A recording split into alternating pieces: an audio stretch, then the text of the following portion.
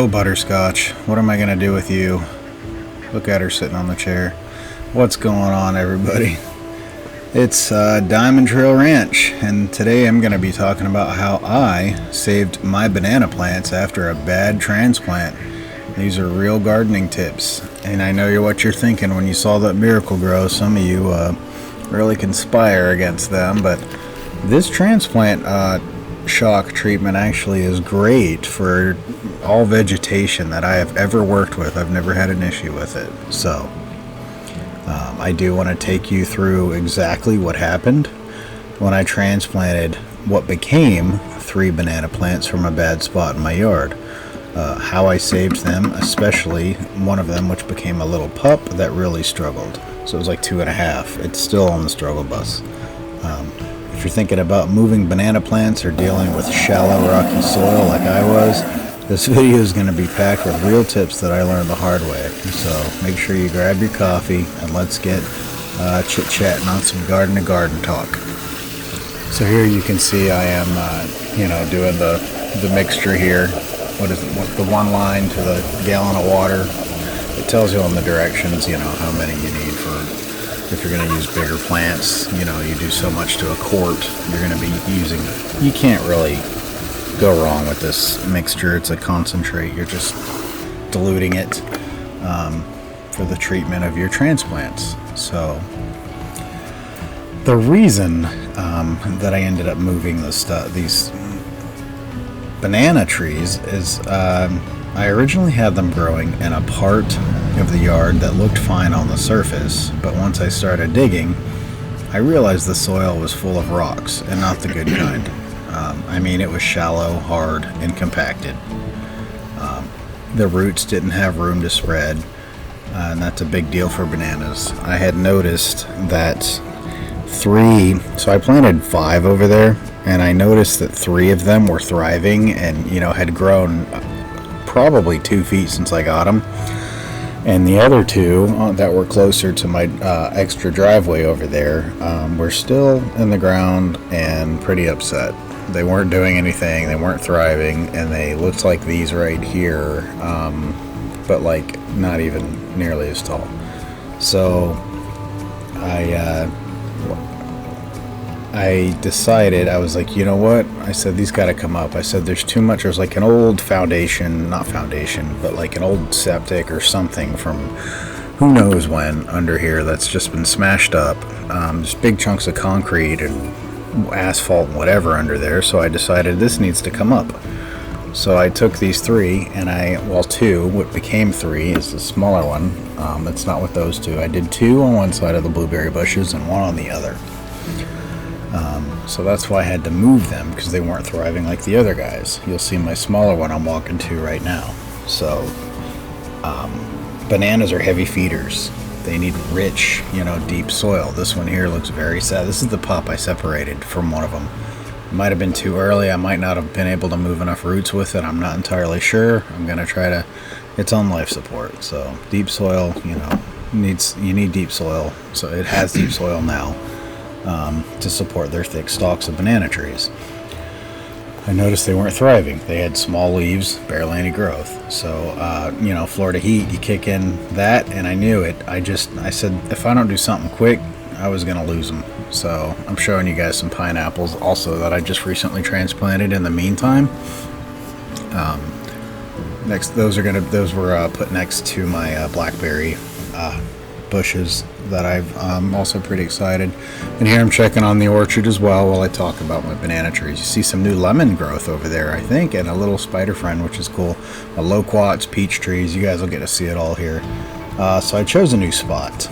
I knew I needed better soil and a deeper root zone in general. So with these banana trees, so I ended up picking a sweet spot.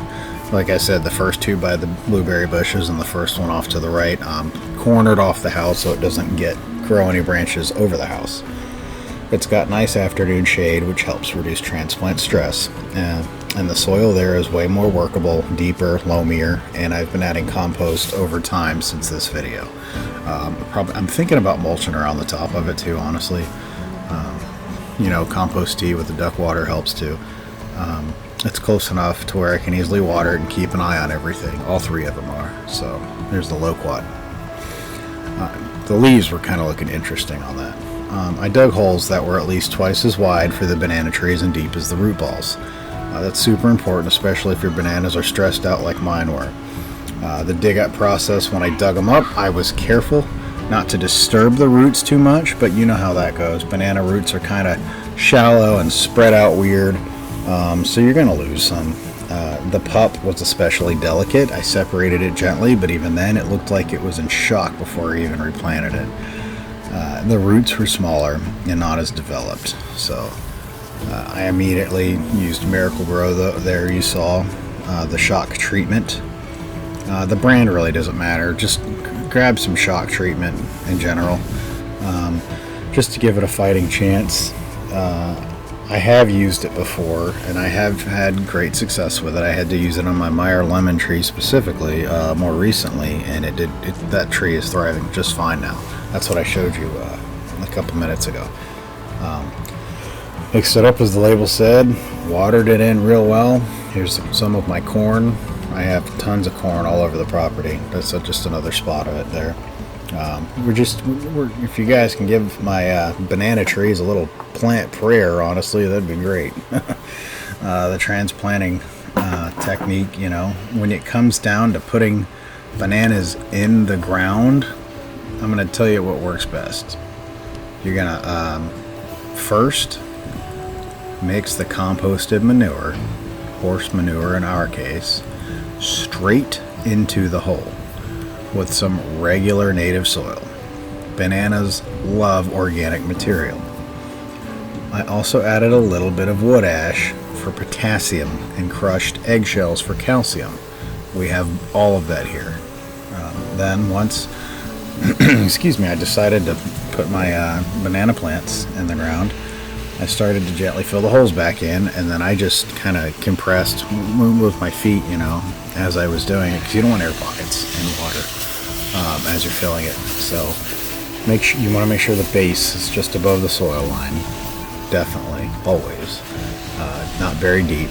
This is very important for bananas. Some things you can get away with that, not so much bananas. You want to press the soil in gently and firmly so there's no air pockets, like I just said.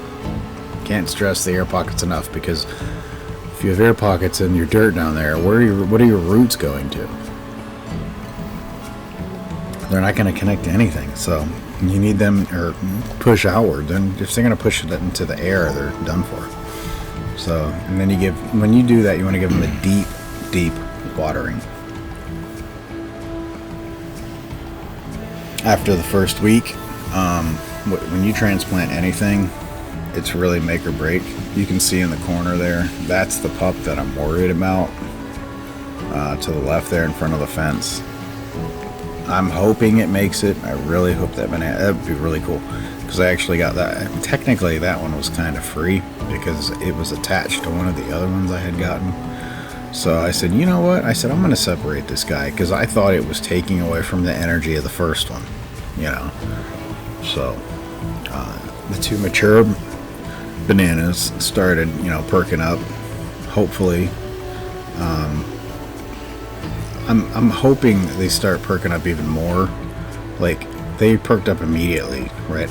Like, it seems like when I put them in the ground. So I'm going to keep you guys definitely updated on how these turn out, because I think this will be a really cool little mini series with these banana trees. The pup it's drooping, the leaves are curled, it looks sad, it's rough. Leaves are even trying to touch the ground. So I'm not going to give up on it though. Just going to keep that soil moist, but not soggy. We're going to keep it shaded with a little bit of it's in a good spot for as far as the sun shade goes, really. You do want to keep the harsh sun off during the heat of the day in this area, particularly when they say full sun in zone 10A Florida. I'm telling you right now, they don't mean full sun. Like, that seed packet is for commercial use. guys, do not go off of the seed packets. The directions on your seed packets, I know I'm talking about bananas, and the bananas were not planted by seed, but this just goes with any of those things that say on the back of the box, on the back of the label, whether it's plants or seeds or bushes or whatever, or from your local big box, any of those places. You can't go off the label when it talks about sunlight, when it means full sun. You will absolutely roast your plants in this zone, because it'll give you like a generic graph. It'll say, in these zones it's good for between March and June, blah blah blah, etc. And I'm like, no, it's not. You obviously are behind some desk somewhere in Alaska writing these directions, because you give some of these tomato plants I'm watering right here more than 3 hours in the sun, and they're gonna be screaming for ice cream down here. Anyway, I know I'm deviating there, but it's just kind of funny as far as seed and plant placement and full sun and times of year. I've had things thrive outside of seasons here. It's all about placement, sun direction, water. There's so many more factors than the time of year in the zone that you're in. There are so many different factors in play when it comes to agriculture in general. Hopefully in about a week and a half we'll start seeing some signs of life out of that third one there. I'm not too much worried about the first two banana trees. We'll see though, because transplanting anything can be rough. We're gonna keep checking on these every day, literally every day, every morning. We're not fertilizing too heavy yet, definitely not. Just light feeding with compost about once a week is what we're gonna do. Too much nitrogen right away can burn roots, so you don't want too much duck water, not too much compost tea. Probably give it about a month before we start giving it real kind of nutrition. Right now it's on life support. It's in that banana, the first one, that little guy's in ICU right now, so definitely give you guys some updates on that. Right now you can see my peppers. There's a life saved. I actually saved a jalapeno back there, right to the right where I'm watering now.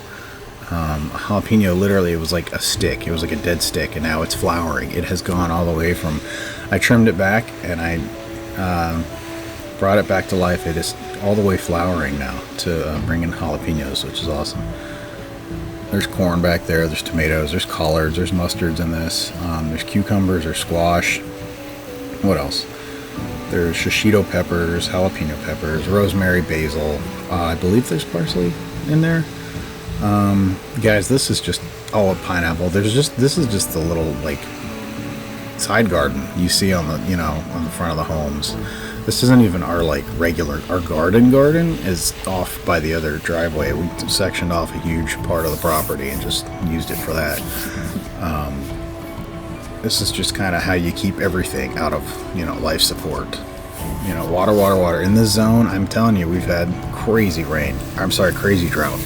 So I'm having to water constantly. This right here is called a pawpaw plant. And my pomegranates, I've got 2 pomegranates I'm hitting right here. The one on the right is a very little pomegranate. It's about a year and a half behind my big one you see on the left.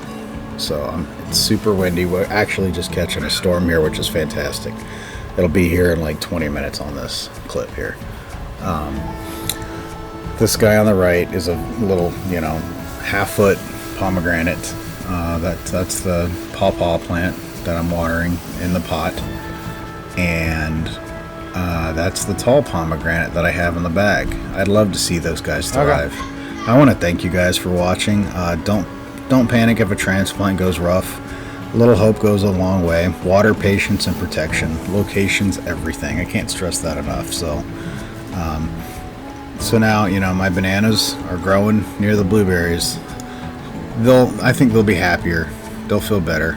I feel like I actually saved them. So let me know in the comment section below what your thoughts are on that, guys. And I hope you have an absolute great week, a great summer this year. And let me know in the comment section below how your garden's going. Thanks, guys.